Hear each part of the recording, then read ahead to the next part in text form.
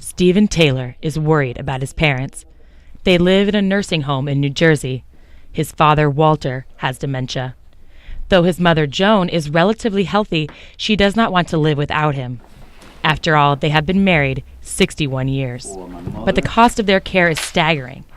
$5,000 a month for each of them. Taylor says for this reason, moving to a nursing home was a last resort. Because she'd had him for 10 years in a steadily deteriorating condition, and she just had it.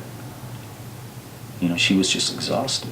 Taylor thought about having them move in with him, but that seemed impossible. I don't think it's realistic. The cost of the Taylor's care may seem high, but in fact it's fairly typical. Nationwide, on average, a private room in a nursing home can cost over $80,000. And somewhere like this in New York City, that cost can be over $130,000 a year. And Medicare and most private insurance plans don't help with these costs. Families have to pay out of their own pockets until they qualify for assistance with Medicaid. Yeah, there's a huge misconception about Medicaid and the program at large, what it is and who it helps and who it supports.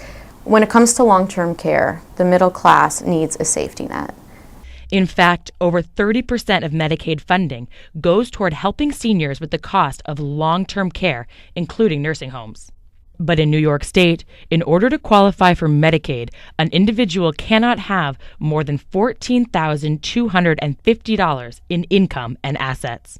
Greenberg says she helps middle-class seniors divert money and property to spouses and relatives in order to qualify for Medicaid sooner and keep extra money available on the side.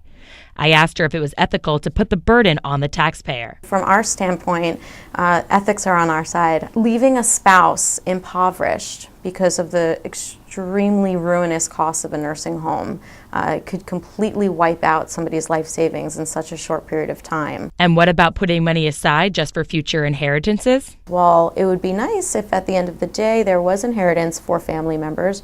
That is not at all our focus. Our focus is making sure that our clients don't outlive their money. Is there anything in the new healthcare reform law that will help with these costs? A lot of it is actually through Medicaid.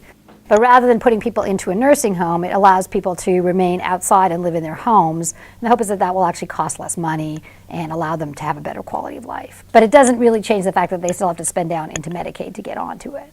Some experts advise families to take out long-term care insurance policies, but these policies rarely cover the full costs of care.